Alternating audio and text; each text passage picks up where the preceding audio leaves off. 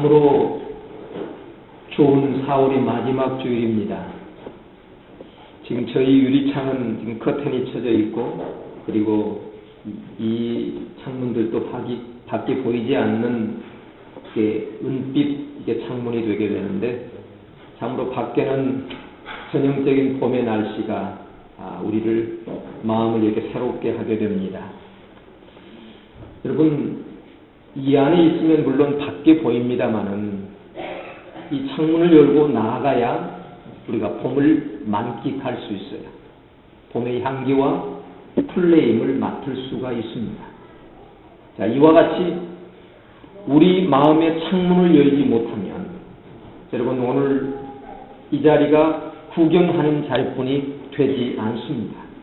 그러나 우리가 마음의 창문을 열게 되면, 찬양할 때 마음의 창문을 열게 되면 찬양 중에 거하시는 하나님을 만나게 될 것입니다. 그리고 예배 속에서 하나님께서 우리에게 주신 말씀과 은혜로 내 심령이 새롭게 될 것입니다. 그런데 어떤 분은 책을 읽으면서도 자랑하려고 읽은 사람이 있어요.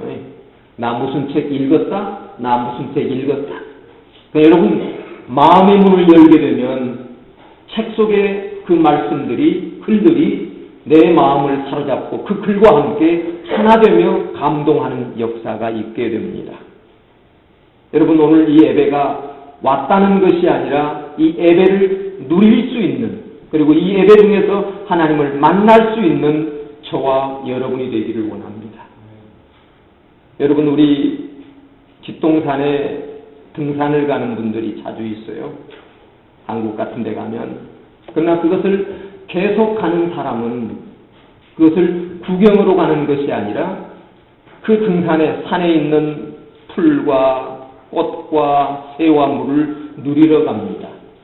마음의 문이 열린 사람은, 그러나 마음의 문이 열리지 않는 사람은 구경하러 갑니다. 그러나 여러분, 구경하는 사람은 아는 것이 많아요. 나 가봤다, 봤다 합니다. 그러나 누리러 가는 사람은 자랑하지 않습니다. 우리가 나이가라포를 수십 번 갔지만 다 알아요. 그러나 갈 때마다 감동이 있어요. 갈 때마다 우리에게 어때요? 그 자연 속에서 우리에게 은혜가 있어요. 저는 오늘 함께 드리는 예배가 마음의 창문을 열고 하나님 앞에 드려줄 수 있는 이런 귀한 예배가 되길 주님의 이름으로 축복합니다. 사도행전 7장과 8장을 연결해서 계속 강해를 하게 되는데, 스데반 집사의 순교와 함께 예루살렘 교회에 맹렬한 박해가 시작되면서 사도들은 교회를 지키기 위해 순교를 각오하고 예루살렘에 남습니다. 그리고 대부분의 믿음의 식구들은 살아남기 위해서 예루살렘을 떠나 온 사마리아와 그리고 그 유대 땅으로 흩어지게 됩니다. 그러던 어느 날 7 집사 중에 한 사람인 빌립 집사가 사마리아 성에 나타나게 됩니다. 혹시 이거 좀 줄여줄 수 없습니까? 이 소리를 저한테 좀 안 들리게, 너무 크게 들려서. 자, 그는 도망자의 신세였으나 그는 사마리아 땅으로 내려가서 복음을 전파하게 됩니다. 아마도 그 마음에는 예루살렘과 온 유대와 사마리아 땅 끝까지 이르러 내 증인이 되리라고 하는 주님의 그 선교 명령이 가슴 속에 새겨져서 그는 어떤 상황, 어떤 환경을 뛰어넘어 주님 중심, 그리고 말씀 중심으로 생을 살아가는 아름다운 모습을 오늘 우리에게 보여줍니다. 어떤 환경과 형편이 아니라 이것을 뛰어넘는 말씀 중심, 그런 선교 중심으로 생을 살아가는 것을 우리에게 소개해 주십니다. 빌립이 사마리아 성에 내려가 복음을 전파하게 될 때에 복음의 능력들이 나타났습니다. 오늘 본문 전에 보면 6절, 8절을 보게 되면 무리들이 빌립이 전하는 말씀을 듣고 행하는 표적을 보고 일심으로 그를 쫓게 되는데, 그 역사가 뭐였냐면 더러운 귀신들이 크게 소리를 지며 떠나갔습니다. 그리고 많은 중풍병자와 안진뱅이가 치유되는 역사가 일어났습니다. 그리고 사마리아 성은 우리가 아는 것은 오랫동안 우상으로 그리고 미신 숭배로 말미암아 온갖 마귀의 영이, 악한 영이 지배하는 곳이었습니다. 그런데 이런 곳에 하나님의 말씀이 전파되게 될 때에 귀신이 나가고 그리고 병마가 쫓겨나는 놀라운 역사가 일어났습니다. 그런데 오늘 본문 시작과 함께 이 성에 유명한 한 사람이 등장합니다. 오늘 성경은 9절로 10절에서 그를 이렇게 묘사하고 있습니다. 그 성에 시몬이라는 사람이 전부터 있어 마술을 행하여 사마리아 백성을 놀라게 하며 자칭 큰 자라 하니 낮은 사람으로부터 높은 사람까지 다 따르며 이르되 이 사람은 크다 일컫는 하나님의 능력이더라 하더라. 이렇게 묘사하고 있습니다. 자, 시몬은 오랫동안 사람의 눈을 속이는 마술을 이용하여 사마리아 사람들 가운데에 터줏대감으로 큰 자로 군림해 왔습니다. 사람들이 무슨 일이 생기면 낮은 자나 높은 자나 돈을 들고 가서 시몬을 찾아가서 점을 보고 조언을 구했습니다. 이런 일이 있는데 어떻게 해야 됩니까? 이 일은 어떻게 처리해야 됩니까? 라고 시몬에게 조언을 구했던 것입니다. 자, 그런 상황 속에 있을 때에 오늘 빌립이 나타나 주의 복음을 전합니다. 하나님의 나라와 주의 이름을 전하자 오늘 시몬을 따르던 많은 사람들이 회개하고 예수를 믿고 세례를 받는 큰 역사가 일어났습니다. 네, 시몬의 입장에서는 강력한 라이벌이 등장한 것입니다. 다시 말하면 자기의 세력이 어디로 흘러가냐면 오늘 빌립에게 흘러가고 그리고 빌립을 향하여 순종하고 그 말씀을 따르게 될 때에 오늘 시몬은 기쁜 일이 아닙니다. 기분 좋을 일이 없습니다. 시기와 질투의 마음으로 빌립을 비방하고 모략할 만한 그런 상황입니다. 그런데 오늘 시몬은 정반대의 모습을 나타냅니다. 그 역시 무리들과 함께 복음을 듣고 세례를 받습니다. 빌립을 통해 참된 복음의 진리를 만나게 될 때에 다른 선택을 할 수가 없었습니다. 사마리아의 큰 자라고 불렸던 그에게 참으로 힘들고 어려운 일이지만 그는 자발적으로 세례를 받았습니다. 세례를 받았다는 이야기는 그 삶을 돌이켰다는 이야기입니다. 다시 말하면 죄악의 길로 우상의 길로 갔던 그 길을 다시 하나님 길로 돌아섰다고 하는 결단의 표현입니다. 그런데 세례를 받은 후에 오늘 시몬은 전심으로 빌립을 따라다녔습니다. 그런데 오늘 본문 전 8절을 보게 되면 어떻게 결론을 짓냐면 그 성에 큰 기쁨이 있었다라고 말합니다. 여러분, 마술은 사람을 놀라게는 할 수 있습니다. 그러나 사람의 심령을 기쁘게 할 수는 없습니다. 왜냐하면 거기에는 근본적인 생명이 없기 때문입니다. 하지만 복음에는 생명이 있기 때문에 우리를 기쁘게 하고 우리에게 생명력을 충족시켜 주십니다. 마술은 사람을 놀라게 하지만 사람의 근본적인 문제인 죄의 문제를 해결하지 못합니다. 마술은 사전적인 의미는 사람의 마음을 현혹시키는 술법 또는 여러 가지 도구와 손재주로 사람의 눈을 속이는 술법이라고 이야기합니다.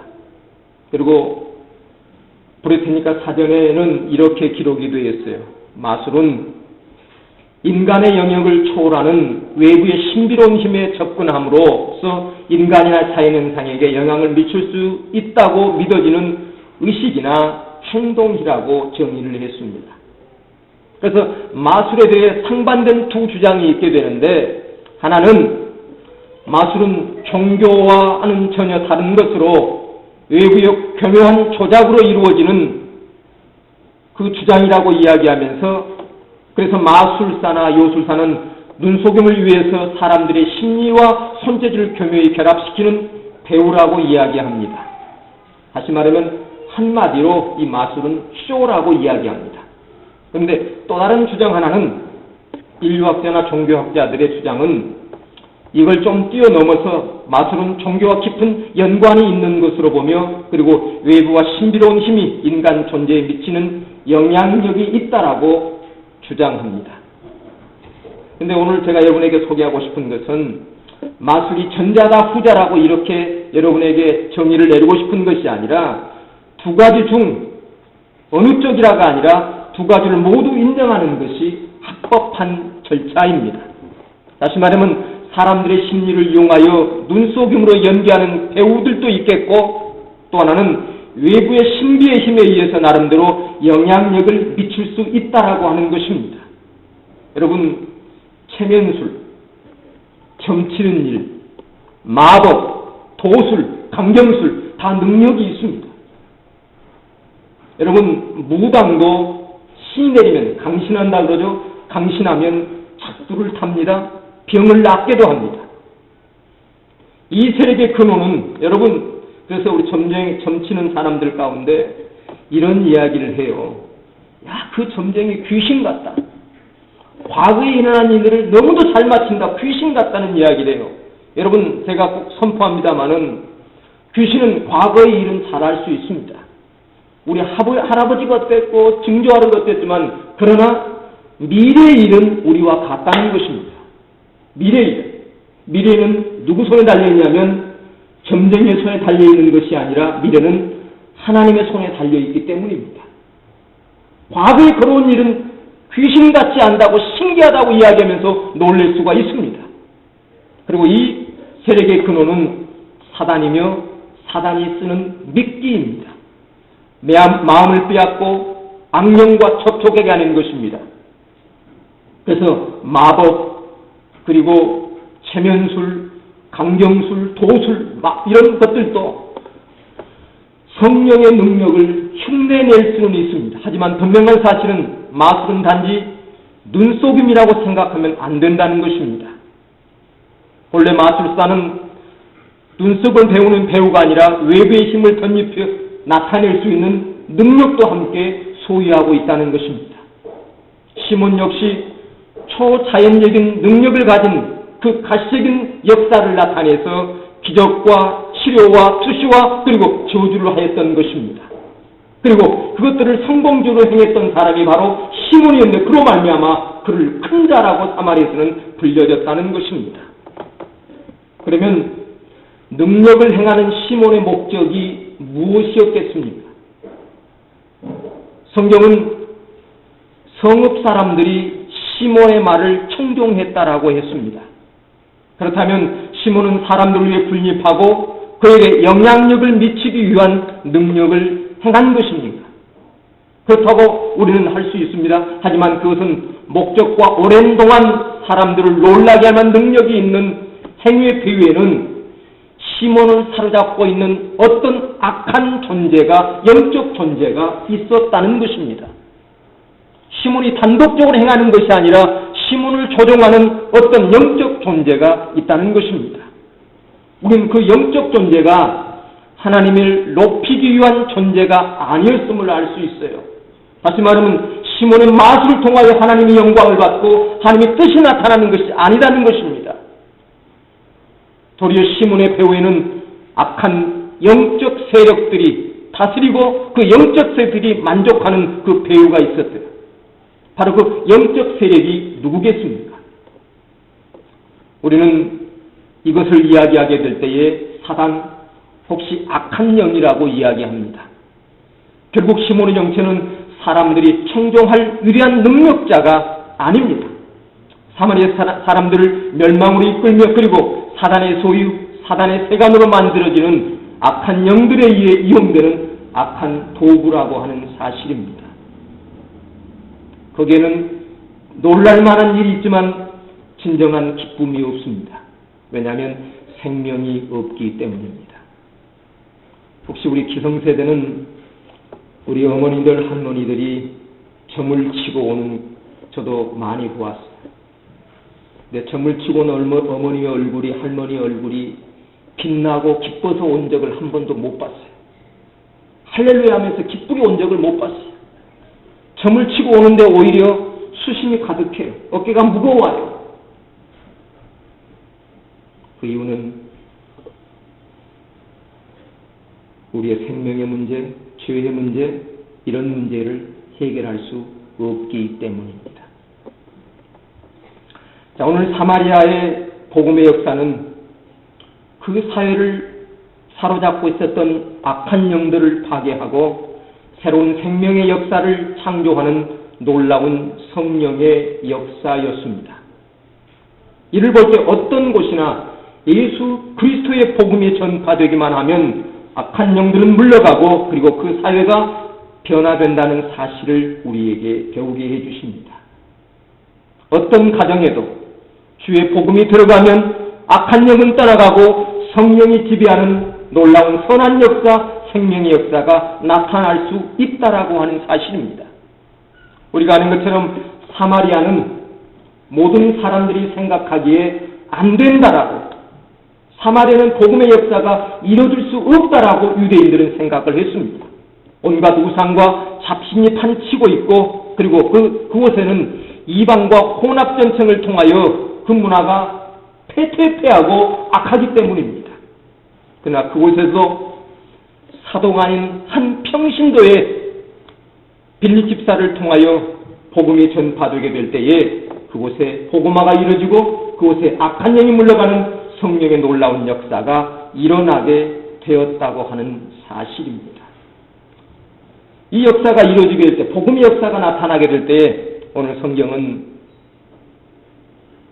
이 소식이 예루살렘으로 전파되게 될 때에 사도 중에 두 사람인 베드로와 요한이 사마리아 현장을 방문하게 됩니다.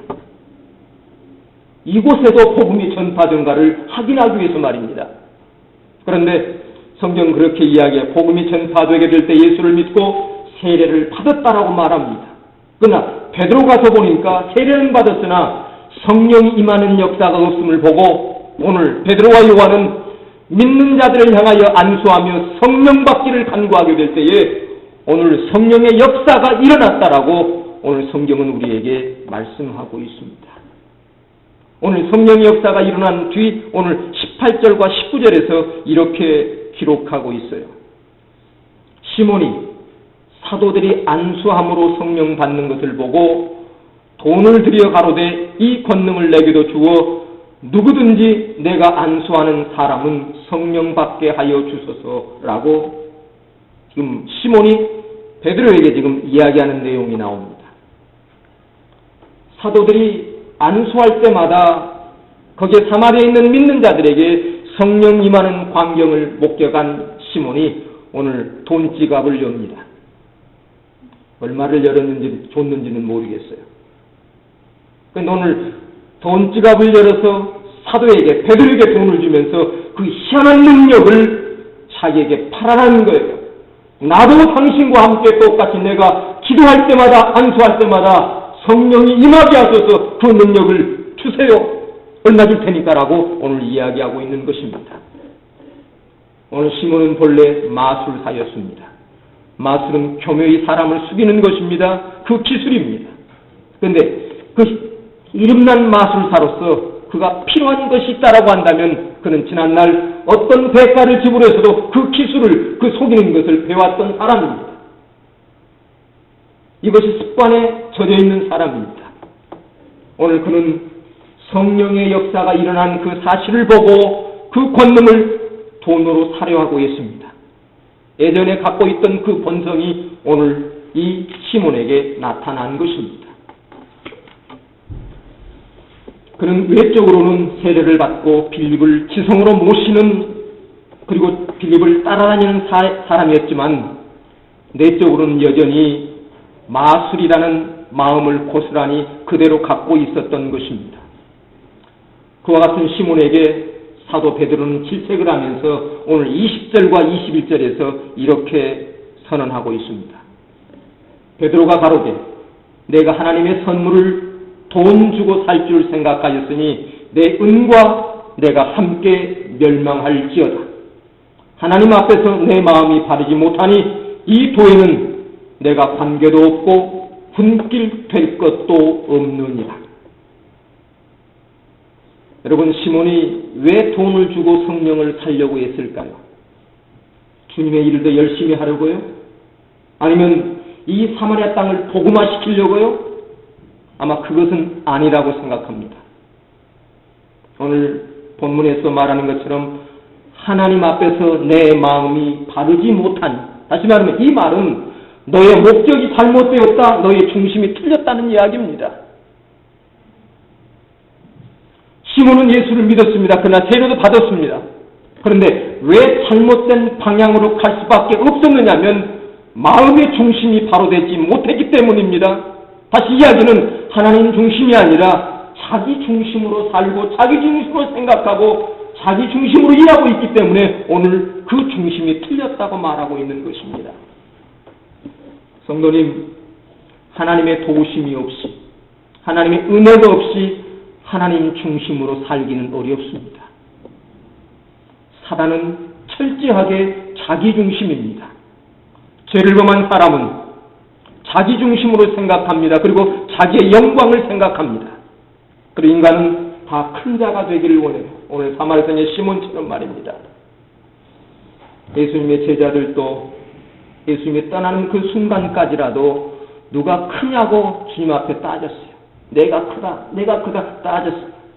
그러나 주님께서 그 모습을 보시고 주님께서 말씀하십니다. 누구든지 큰 자가 되려고 한다면 어린아이와 같이 낮아져라.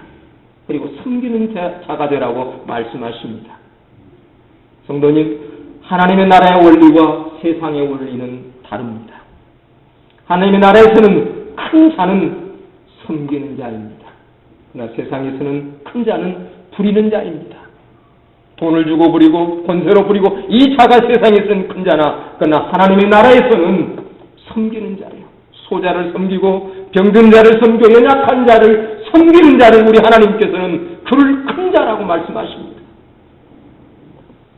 우리가 하나님의 은혜를 받았다고 한다면 이것은 다른 사람을 섬기기 위한 것입니다.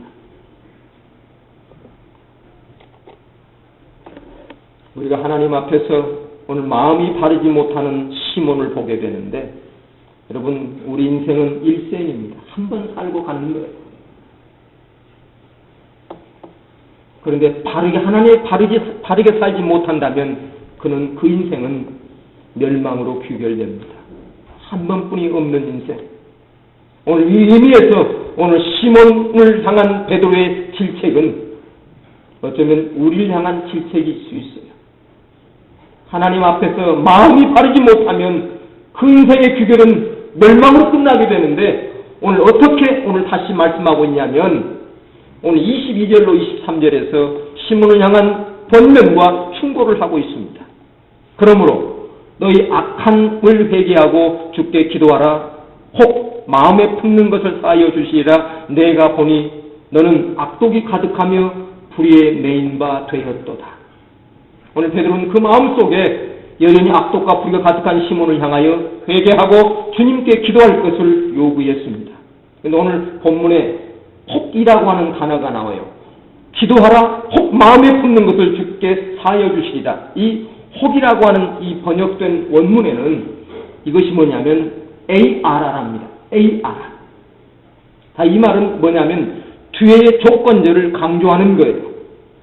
죄를 사여 주시리라는 것을 오늘 강조하게 되는데, 오늘 그러므로 혹 사함을 받을 수 있을지도 모른다는 이야기가 아니라 회개만 하기만 하면 반드시 용서를 받을 수 있다라고 하는 이것을 강조하는 것입니다. 그래서 여기서 중요한 것은 베드로가 시몬에게 회개할 것만 요구하는 것이 아니라 아울러 주님께 기도할 것을 명령하고 있습니다. 회개란 그릇된 길에서 돌아오는 것을 의미합니다. 회개란 악한 곳에서 다시 돌아오는 것을 의미합니다. 그래서 회개는 결심을 한다고 스스로 행해지는 것은 아닙니다. 기도를 동반하지 않는 회개는 단순한 감정의 변화만을 가져올 뿐이에요. 그래, 잘못했구나라고 끝날 수가 있어요. 회개는 불가분하게 기도를 동반하면서 그 불가분한 관계를 맺고 있습니다. 회개는 기도 속에서 구체화되고 기도는 반드시 회개를 수반하게 됩니다. 성도님, 여기에 귀를 기울이십시오.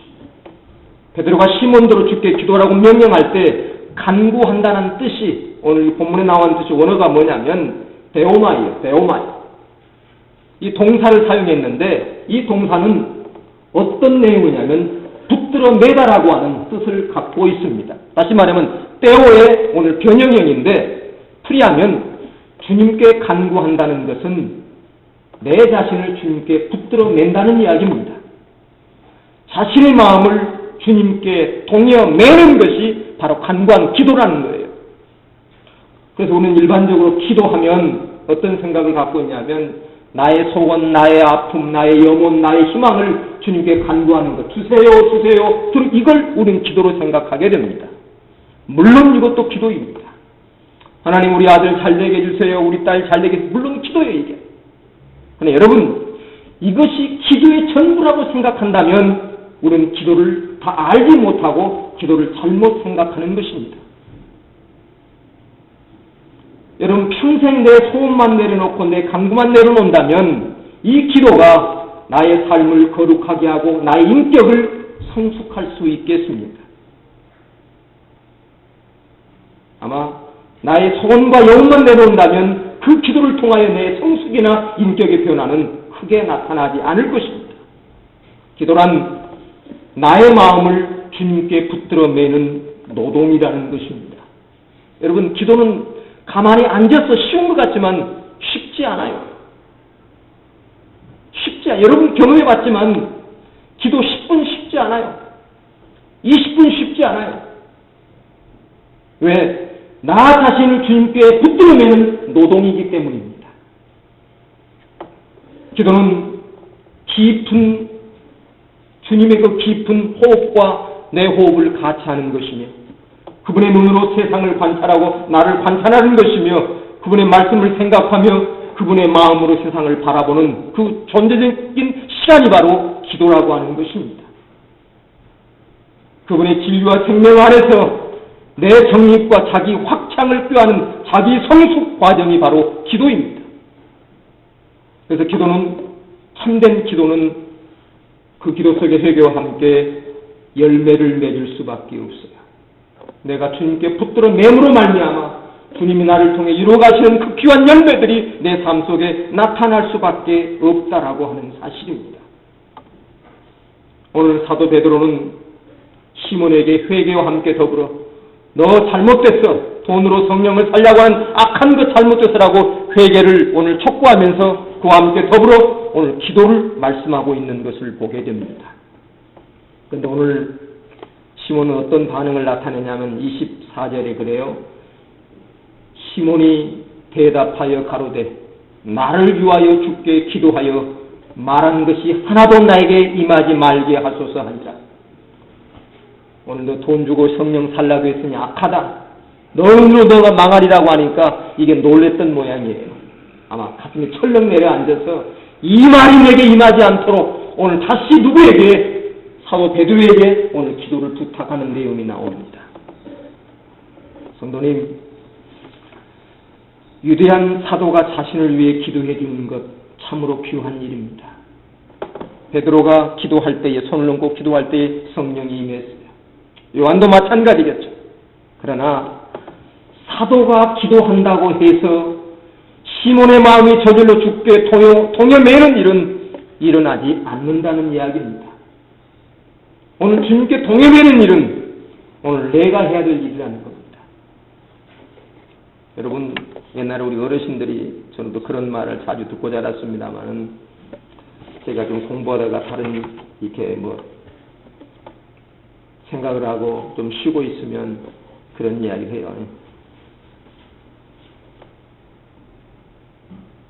마부가 물을 먹이기 위해서 말을 데리고 냇가까지 가는 것은 마부가 할 일이지만 물을 먹이는 것은 마부가 억지로 못 먹인다는 거예요. 물은 누가 먹여야 되냐면 말이 먹는다는 거예요. 이와 마찬가지로 사도들이 시몬으로 하여금 주님께 자신을 붙들어 매야 할 필연성과 중요성을 일깨워 주었지만, 그러나 그 자체 행위는 시몬의 소관인데 오늘 베드로의 권면을 받아들이지 아니하고 오늘 베드로에게 나를 위해 기도해달라고 오늘 이렇게 부탁만 하는 것을 보게 됩니다. 아마 시몬이 회개하고 자신을 주님께 붙들어 맸다라고 한다면 악한 생각까지라도 합력하여 선을 주시는 하나님께서 그를 사용하여 위대한 역사를 나타냈겠지만, 그러나 그가 자신을 주님께 묶는 동행에는 그 일을 하지 않음으로 말미암아 뒤로는 시몬의 이름이 등장하지 않습니다. 자, 성도님, 오늘이 2013년 4월 마지막 주일을 우리가 예배드리고 있습니다. 2013년 아마 저에게도 여러분에게도 위대한 결단들로 시작했습니다. 그런데 지금 넉 달을 살았는데 얼마 차이가 없어요. 작년이 올해 같고 올해가 작년 같고. 여러분, 도대체 이 이유가 무엇이겠습니까? 거창한 결단과 아름다운 설계들을, 미래를 꿈꾸고 우리가 2013년을 출발했는데 말입니다. 아마 거기에는 여러 가지 이유가 있겠지만 저는 이렇게 결론을 내리고 싶습니다. 나의 마음을 주님께,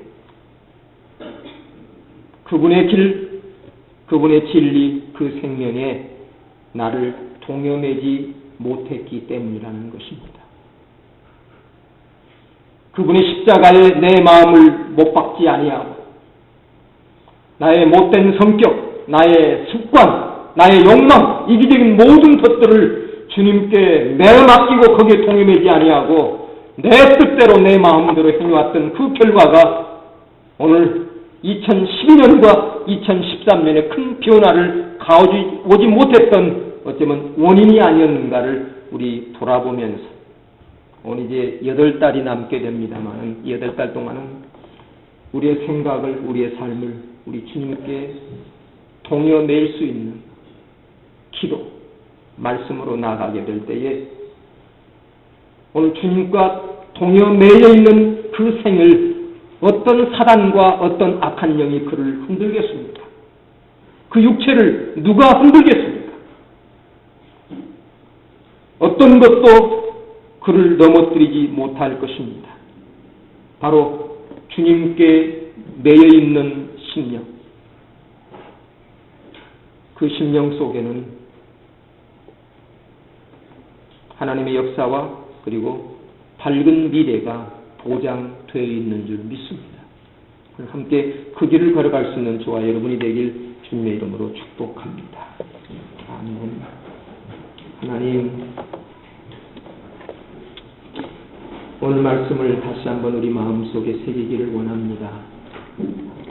출발은 거창하게 했던 시몬이 결국 옛 악수 때문에, 구수 때문에 놀라운 성령의 역사를 돈으로 사고 그를 통해 높아지려고 했던 그 모습을 베드로가 징계하고 말씀하게 될 때에 그는 깜짝 놀라며 나에게 이런 일이 미치지 못하도록 기도해달라고 이야기하게 됩니다. 그러나 오늘 분명히 사도 베드로는 그를 향하여 회개하고 그를 동요매라고 말씀하십니다. 주님께 동요매며 오늘 거기에는 귀한 일이 일어날 것을 말씀하십니다. 오늘 우리 하나님 귀한 교회와 성도들이 기도 가운데 나를 주님께 동요매므로 말미암아 그곳에 기도의 능력, 성령의 역사를 누리게 하시고 경험케 하여 주시옵소서. 감사드리며 예수님 이름으로 기도합니다. 아멘.